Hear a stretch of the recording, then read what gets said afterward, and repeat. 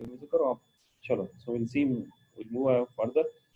अब अपने को देखना है ये 14.1 न्यूमेरिकल। सो अच्छे से पढ़ने का, बिल्कुल मैं बोल रहा हूँ, इस पे एक क्वेश्चन रहता है और ज्यादातर न्यूमेरिकल रहता है और कंसेप्ट के ऊपर न्यूमेरिकल रहता है, ऐसा जनरल न्यूमेरिकल नहीं। रेडिएशन ऑफ इंटेंसिटी, रेडिएशन कितनी है 0.5 10⁴ वेबर पर मीटर स्क्वायर। न्यूमेरिकल में इंपॉर्टेंट बात समझाई जाएगी, मैं बोल रहा बार बार। देखो रेडिएशन का यूनिट वेबर पर मीटर स्क्वायर, रेडिएशन का एसआई यूनिट वेबर पर metre square, radiation of intensity, radiation of intensity weber पर मीटर स्क्वायर, कैंडेला और वेबर पर मीटर स्क्वायर, वेबर पर मीटर स्क्वायर, वेबर साइंटिस्ट का नाम है। 0.5 10⁴ falls on the emitter of a photoelectric setup. The emitter cathode is made up of potassium and has an area of 5 centimeter square. जो गिर रहा है जिसके ऊपर रेडिएशन जो गिर रहे उसकी एनर्जी पहले इंटेंसिटी कितनी है 0.5 इंटू 10⁻⁴, और ये जो एरिया है, ये जो एरिया है वो कितना है 5 सेंटीमीटर स्क्वायर, छोटा सा है, ज्यादा नहीं है ना। Let us assume that electrons from only the surface are knocked out. सिर्फ कहाँ से निकलेंगे, सरफेस से इलेक्ट्रॉन निकलेंगे by the radiation. According to the wave theory, what will be the time required to notice? theory है ये, numerical form में आपको न्यूमेरिकल के जरिए थ्योरी समझाई जा रही है। फिजिक्स के ये जो कम से कम 8 एक चैप्टर है उसके न्यूमेरिकल जो है वो अलग से न्यूमेरिकल्स नहीं है, मतलब थ्योरी पढ़ लिया और बाद में न्यूमेरिकल पढ़ लिया, ऐसा नहीं जो अभी तक आपने किया, ये थोड़े अलग है। ये क्या है, ये 14.1 के जरिए आपको थ्योरी पढ़ाई जा रही है, अलग एक्स्ट्रा पढ़ाया जा रहा है। ये आपने जो पढ़े उसके ऊपर न्यूमेरिकल नहीं है, ये इट्स नॉट लाइक दैट, ठीक है। हाँ, इट्स नॉट लाइक दैट। तो ये क्या है, अलग है। तो क्या बोल रहे हैं, टाइम निकालो, what will be the time required to notice some reflection in the micrometre. Micrometre कितना, ये करंट इमिट करने के लिए कितना टाइम लगेगा वो फाइंड आउट करो। Connected in the circuit, given the metallic radius of potassium atom is 2.30 pm and work function is 2.3 electron volt. ये भी गिवन है, ये भी गिवन में है।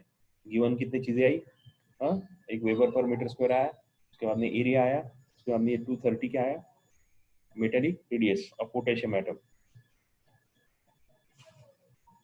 व्हाट इज पीएम, कोई बोलेगा कि मेरे को पीएम मतलब क्या है, चलो बोलो मेरे को पीएम, जो बोलेगा खुश हो जाऊंगा आज मैं, 2 निवाले ज्यादा खाऊंगा। पीएम मतलब बोलो क्या, प्राइम मिनिस्टर तो पक्का नहीं हो सकता। 230 पीएम क्या बोल रहे हो, देखो given metallic radius of potassium atom, potassium atom की मोटे कुछ तो है ऐसा, वो 230 पीएम है। तो चार्ट करके कोई बोलेगा कि मेरे को पीएम मतलब क्या, PM, what is PM. Very good, एक आंसर आया, आयन का आंसर, क्या बात है, आयन ने पहली बार आंसर दिया, बहुत परफेक्ट दिया आंसर। चलो आगे, और कोई, आयन ने आंसर दिया, मैं नहीं बोलता, रिफा ने भी आंसर दिया, रिफा ने answer the, okay very good. चलो आगे, तस्लीम ने आंसर दी, तस्लीम कल क्लास छोड़ के चली गई थी, वो वाली तस्लीम है ना, चीटिंग करती मेरे साथ। आगे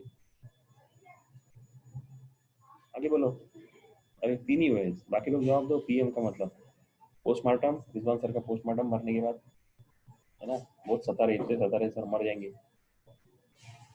उसका पोस्टमार्टम करेंगे सर का। बोलो बोलो चलो जल्दी।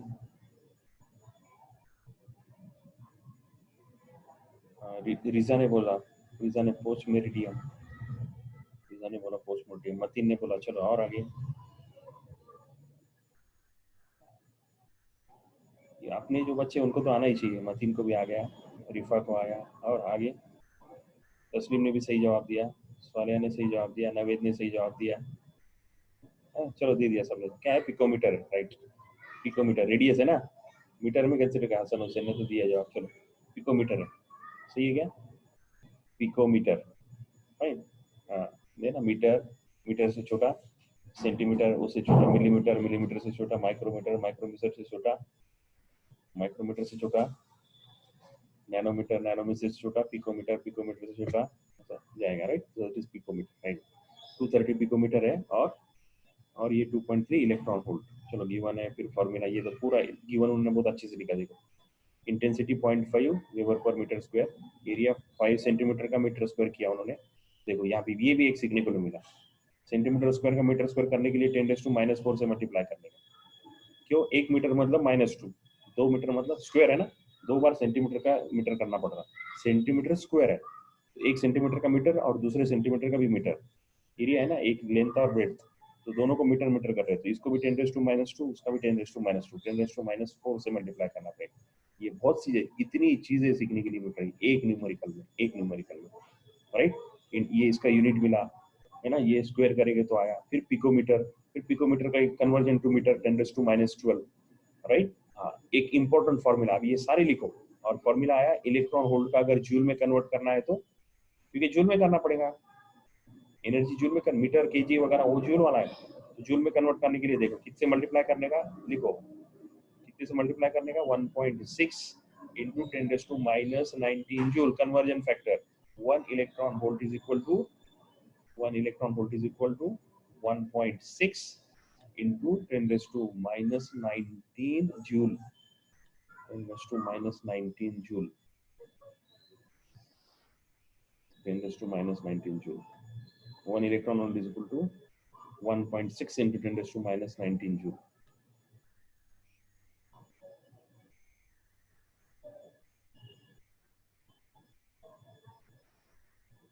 वन जी इक्वल टू कितना आएगा, इधर लाएंगे तो चलो कर निकाल सकते हो, पहले इतने तो ले लो, अभी मैं कंफ्यूजन नहीं कराना चाहता।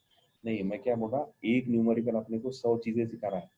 न्यूमेरिकल को अगर इग्नोर करेंगे तो फिजिक्स बिल्कुल नहीं आएगा।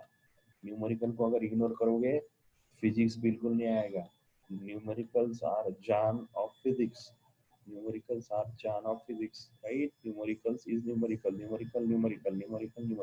करना ही करना है, और सॉल्व वाले तो करना ही है, अनसॉल्व वाले ज्यादा करना है। अब बोलो ऑसिलेशन की कितनी की, चलो पहले इसको सॉल्व कर लेते, फिर ऑसिलेशन का ये दिख नहीं रहा मेरे को होमवर्क ऑसिलेशन, समझा के थक गया, पर पता नहीं क्यों बच्चे सता रहे, मेरे समझ के बाहर बात है। चलो, number of electrons present on the surface of the cathode can be approximately calculated assuming that each potassium atom contributes 1 electron and the radius of potassium atom is 230 into 10⁻12 meter.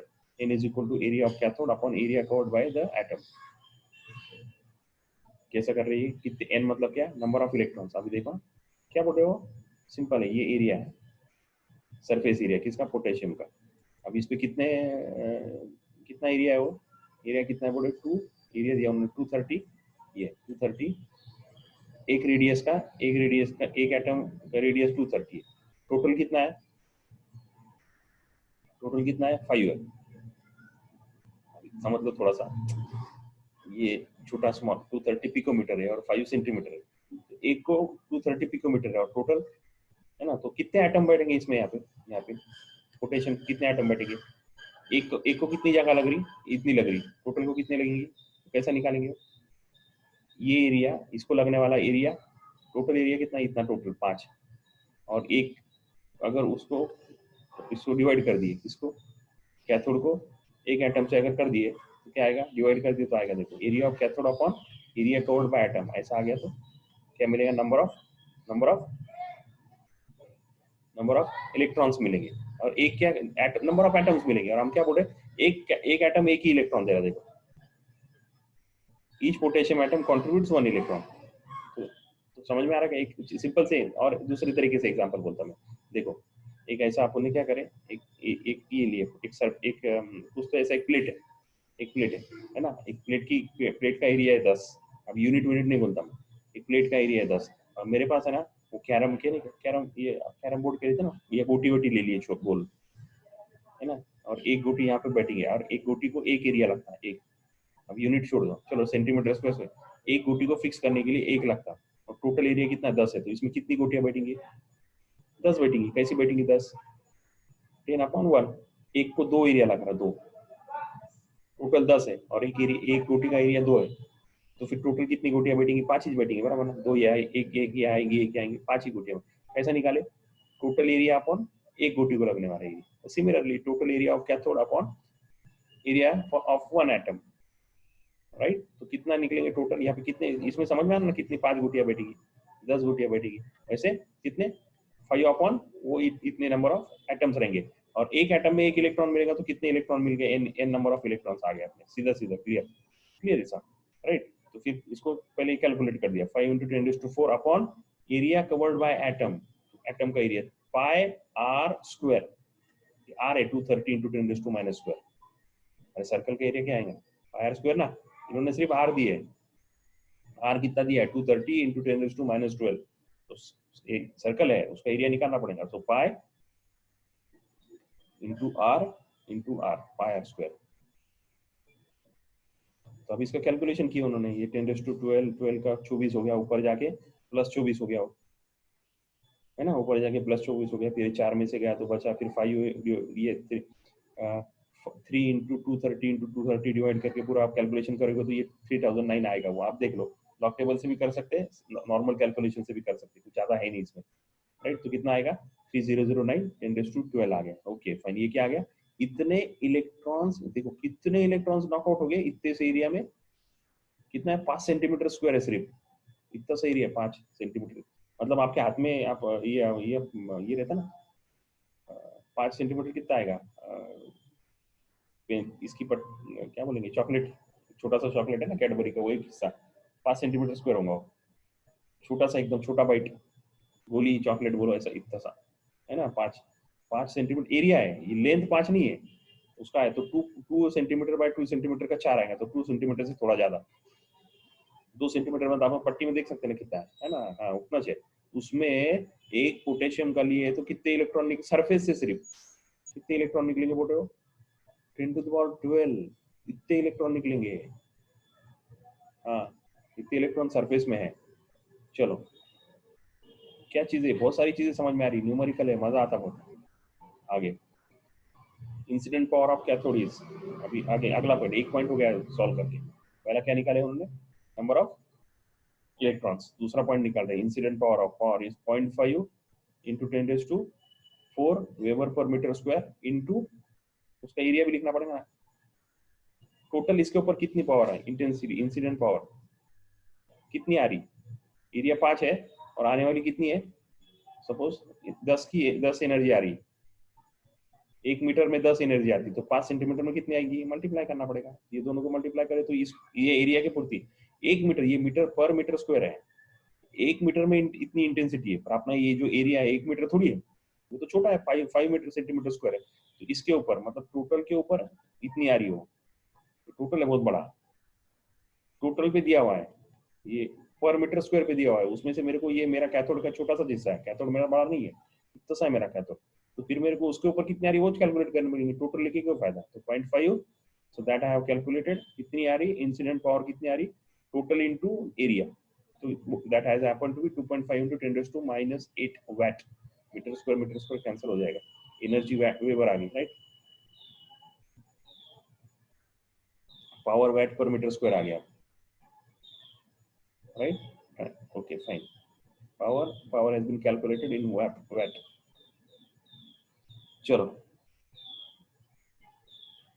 wave theory assumes that this power distributed over the whole area of the cathode is uniformly absorbed all over the electrons, therefore energy absorbed by each electron is in second, तो ये power divide by number of electron, power को क्या करें, इसको इससे divide कर दिए, 3009 को 2.5 से डिवाइड किया, आप क्यों किए डिवाइड, टोटल इतनी टोटल पावर है, इतने टोटल इलेक्ट्रॉन है, तो एक इलेक्ट्रॉन को कितनी पावर मिलेगी, डिवाइड करना पड़ेगा, टोटल इतनी पावर है ना, 10, टोटल कितनी पावर है, 25 पावर है, एग्जाम्पल 25 चॉकलेट है, बच्चे कितने हैं 5 है, हर एक को कितना आएगा, एक एक को कितने आएगी, डिवाइड करना पड़ेगा ना, डिवाइड करना पड़ेगा, टोटल पावर कितनी है, टोटल बच्चे कितने, इतने, पावर कितनी है, इतनी है, क्या करना पड़ेगा, डिवाइड करना पड़ेगा, है ना, हाँ, तो फिर इसको 2.5 को 3009 से डिवाइड किए, देखो 2.5 को 3009 से डिवाइड किए, कितना आ गया 8.31 इंटू 10⁻24 वाट, तो वर्क फंक्शन कितना दिया उन्होंने अभी, work function is 230 electron volt का जूल में कन्वर्ट किया, 3.68 आया, चौथा पॉइंट, सॉरी चौथा पॉइंट, देखो ये पहला पॉइंट हुआ नंबर ऑफ इलेक्ट्रॉन निकाले, दूसरा पॉइंट हुआ इंसिडेंट पावर निकाले, तीसरा निकाले incident power for one, power of one electron को कितना पावर है, फिर वर्क फंक्शन एक इलेक्ट्रॉन के पास कितनी पावर है वो निकाले उन्होंने, अब वर्क फंक्शन निकाल रहे हैं, एक इलेक्ट्रॉन को बाहर निकालने के लिए कितनी पावर लगती है वो भी निकाले, कितनी एनर्जी लगती है वो भी निकाले, चौथा पॉइंट निकाले, नेक्स्ट, जबरदस्त न्यूमेरिकल है ना, ये न्यूमेरिकल नहीं, ये थ्योरी समझाई जा रही है ना, hence the electron will remain require 3.68 work function, जितना वर्क फंक्शन है उतनी कम से कम एनर्जी लगेगी बाहर निकालने के लिए, अपने को मालूम है इतनी एनर्जी लगेगी to be knocked out, right? The time required to accumulate this energy 3.68 upon ये जो आया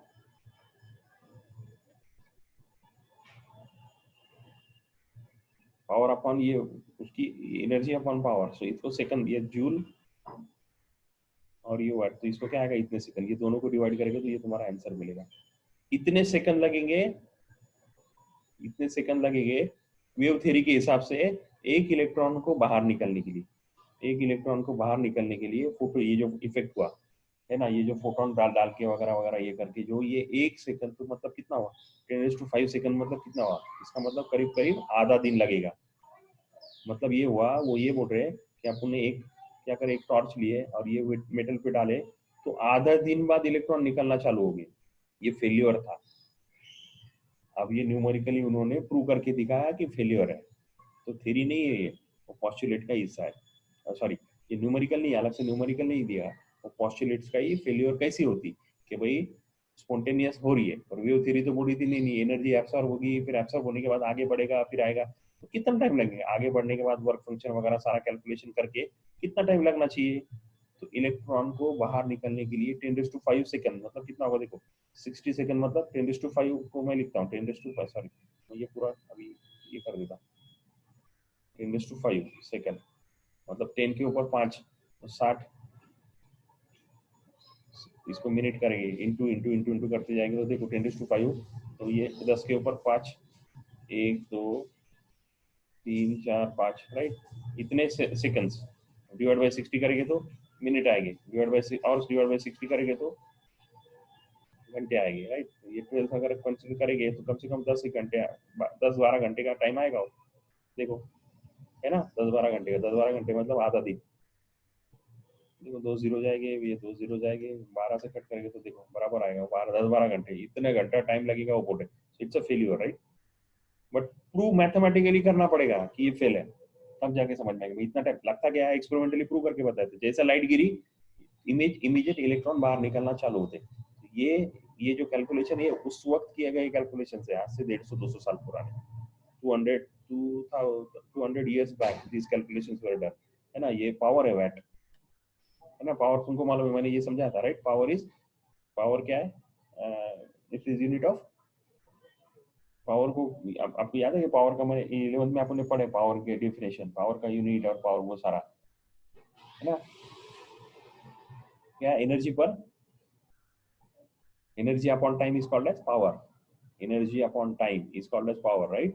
Energy upon time, joule per second is power, energy upon time, कितने देर तक एनर्जी मिलती है उसको पावर बोलते हैं, so energy upon time is power, joule पर सेकंड इज पावर, याद रखने का ये सारा, जूल पर सेकंड का यूनिट, पावर का यूनिट है जूल पर सेकंड। ये 11th के पहले चैप्टर में पढ़े आपने सब, और 11th का जो ये चैप्टर पढ़े थे तब भी पढ़े, ये सारी चीजें मैंने बताई है, राइट। तो अच्छे से इसको अच्छे से लिखो, इसको अच्छे से सॉल्व करो। देखो कैलकुलेशन कुछ नहीं है, छोटा सा है, ये न्यूमेरिकल कैलकुलेशन के लिए है ही नहीं, ये न्यूमेरिकल आपको एग्जाम में पूछने के लिए है ही नहीं, नहीं है न्यूमेरिकल, ये आपको थ्योरी समझा रहा है, एक्सटेंशन ऑफ थ्योरी है, एमसीक्यू आ सकता है, यस, राइट। तो मुझे लगता है आपको समझ में आ गया होगा। फटाफट दी इसकी कैलकुलेशन कर दो, आराम से पढ़ो, पूरा देखो, एकदम आराम से पढ़ो, देखो अभी वापस ये न्यूमेरिकल रहेगा कि अभी कहीं वीडियो पे यूट्यूब पे इधर उधर कहीं नहीं मिलेगा, राइट, क्योंकि ये तो पहली बार डाला गया। तो ऐसे बहुत सारे न्यूमेरिकल आपने को सॉल्व करने के, इसमें एक्सरसाइज में बहुत न्यूमेरिकल्स दिए है, तो हम करेंगे सॉल्व इंशाल्लाह, देखते हैं। चलो न्यूमेरिकल समझ में आया कि ये, और कितनी चीजें, कम से कम 15 से 20 नई चीजें सीखने के लिए मिली एक न्यूमेरिकल। हाँ, तो समझ में आया क्या, फिर समझ में आया है तो लेट मी मूव अहेड, या फिर आपको अगर रुकना है तो लिख के मैं रुकता हूँ, बेटर वही है, मैं आज यहाँ पे रुकता हूँ। ये न्यूमेरिकल आप अच्छे से सॉल्व करो, भले एक दिन ज्यादा लगा तो कोई फर्क नहीं, वैसे भी संडे के दिन क्लास नहीं लेना चाहिए ना। चलो ठीक है, तो ये क्या करो न्यूमेरिकल आप, ये इसको अच्छे से सॉल्व करो, एकदम घर पे बैठ के पूरा इसको, और सिर्फ सॉल्व नहीं करने का, लिखना नहीं है अपने को, कॉपी नहीं मारने का। इसमें देखो मैं बोलता हूँ 99% अंडरस्टैंडिंग है और 1% सॉल्व करने का। सो solve writing is 1% only and 99% understanding है। तो पढ़ो इसको अच्छे से, लिखो, बहुत अच्छा है। एक देखो ना, एक किताब पूरा, एक एक पेज है पूरा, वो इधर का आधा पेज और उधर का आधा, पूरा एक पेज पे लिखा हुआ है ये पूरा, न्यूमेरिकल, राइट। सो ये अच्छे से सॉल्व करो, फिर उसके बाद में कल इंशाल्लाह अपन आइंस्टाइन के पोस्टुलेट्स और वो कल अपन देखेंगे क्या। हालांकि वो अभी आइंस्टाइन के पोस्टुलेट जो वो जो 9 पोस्टुलेट्स है वही थे सारे, सेम 9 थे, सिर्फ उसमें क्या हो गया, आइंस्टाइन ने अपनी तरफ से थोड़ा एडिशन डाला उसमें, या तो उसको उसने बोला कि ये गलत था, या बोला कि ऐसा ऐसा करेंगे तो ये सही हो जाएगा। जो 9 पोस्टुलेट्स अपन वेव थ्योरी के पढ़े, पहला क्या, nu is equal to nu zero, तो उसने बोला सही है कि नहीं है, अगर सही है तो उसने बोला सही है, अगर नहीं है तो बोला देखो उसमें ये चीज 2 पॉइंट आप ऐड करो तो ये पॉइंट सही हो जाएगा, ऐसा। तो आइंस्टाइन ने इसको करेक्ट करवाया था, है ना। आइंस्टाइन से पहले प्लैंक आया था, वेव थ्योरी को पहले प्लैंक ने भी सजेस्ट किया था। और प्लैंक जो एच है ये उसने दिया हुआ कांस्टेंट है, एच एच जो है ना इसको प्लैंक्स कांस्टेंट बोलते हैं, एच जो है उसको प्लैंक्स कांस्टेंट, तो उसकी थ्योरी जो थी वो पिछले किताब में थी, ये इसमें नहीं है। उसकी थ्योरी भी अपन देखेंगे, पढ़ना पड़ेगी। अब इसका मतलब इसमें नहीं है पर अपने, क्योंकि वो इसमें है, क्या में है, अपने एनसीईआरटी की बुक में है, तो एनसीईआरटी की बुक से अपन प्लैंक्स वगैरह थोड़ा सा पढ़ेंगे। तो मैं वो चीज आपको 100% पढ़ाऊंगा जो एनसीईआरटी की बुक में है और इसमें नहीं है। अभी तक ऐसा आया नहीं था, ऐसा पहली बार आया है कि जो एनसीईआरटी की बुक में है और यहाँ पे नहीं है, तो मैं वो प्लैंक्स थ्योरी पे आपको पढ़ाऊंगा इंशाल्लाह। पहले ये पढ़ लेते हैं, पहले आइंस्टाइन को पढ़ लेते हैं, ये चैप्टर को पूरा करते हैं, फिर एनसीईआरटी के जो पॉइंट्स नहीं आए वो अपन पढ़ लेंगे। तो अभी मैं रुकता हूँ, एक्चुअली मेरा इरादा नहीं था, पर वो मेरे लिए न्यूमेरिकल आपको समझना ज्यादा इंपॉर्टेंट है, और एक ही वक्त में बर्डन नहीं करवाना चाह रहा, खुशी खुशी पढ़ने का। हाँ, इसका मतलब ये नहीं कि नहीं पढ़ने, ठीक है। और ये कैलकुलेशन हमने कल ये न्यूमेरिकल किया है अपने, देखो कल लैम्बडा से न्यू निकालो और न्यू से लैम्बडा निकालो, किए ना कल आपने ये कैलकुलेशन, ये देखो ना, याद है आपको अल्ट्रावायलेट की इतनी रहती है, एंगस्ट्रॉम मिनट का मीटर में कन्वर्ट करके is equal to H C by lambda energy, ये कैलकुलेशन किए देखो हमने। सिर्फ एच की वैल्यू हमने नहीं डाली थी क्योंकि एच की वैल्यू मालूम नहीं थी। एच की वैल्यू कितनी है, 6.63 इंटू 10⁻³ जूल सेकंड। वो कहाँ से आया, क्या है वो देखते हैं। देखो एच की वैल्यू, प्लैंक्स कांस्टेंट की value 6.63 into 10⁻³ joule second. Joule second कैसा, जूल एनर्जी का जूल, और ये पर सेकंड इधर जाके सेकंड हो जाएगा, तो जूल सेकंड। एच का क्या आएगा यूनिट, जूल सेकंड आ जाएगा। ये E is equal to H nu के फॉर्मूले से एच का यूनिट निकाला, न्यू इधर जाएगा तो मल्टीप्लाई हो जाएगा, पर सेकंड मल्टीप्लाई हो जाएगा, सॉरी इधर डिवाइड हो जाएगा तो पर सेकंड ऊपर जाने के बाद मल्टीप्लाई हो जाएगा। So joule second is what, new divide होगा पर सेकंड मल्टीप्लाई होगा, so that you can see it. ये तीनों के तीन कैलकुलेशन इसमें किए हैं, तीन कैलकुलेशन वो हम कल करके देखते हैं। और फिर उसके बाद में ये 9 फॉर्चूनेट्स। ओके, कल पढ़ते हैं। तो फिर अभी चलेगा क्या, आप करेंगे क्या, ये कौन सा वाला न्यूमेरिकल, कौन सा वाला, ये वाला नहीं करने का आपको, कौन सा न्यूमेरिकल करना है, डू दी दिस 14.1 वाला न्यूमेरिकल, दिस 14.1 वाला न्यूमेरिकल आपको करना है, दिस 14.1 वाला न्यूमेरिकल, राइट। आराम से पूरा लिखो, आराम से पूरा, बहुत अच्छे से दिया, गिवन भी उन्होंने सॉल्व किया बराबर, अपन जैसा सॉल्व करते वैसा किया, एक एक चीज लिखो, है ना। और लिखा हुआ ज्यादा है, देखो न्यूमेरिकल में इतना पैराग्राफ पैराग्राफ लिखा नहीं जाता, लिखा हुआ ज्यादा है, अपने को रट्टा नहीं मारना है, ऐसा कैसा आएगा नहीं है, और आएगा भी तो ऐसा कैसा थोड़ी लिखना है, फिर भी अंडरस्टैंडिंग चाहिए। आप लिखो, stop it here, tomorrow 6 o'clock continue class, ठीक है। वैसे भी 2 मिनट में आधा हो गया, चलो अल्लाह हाफिज।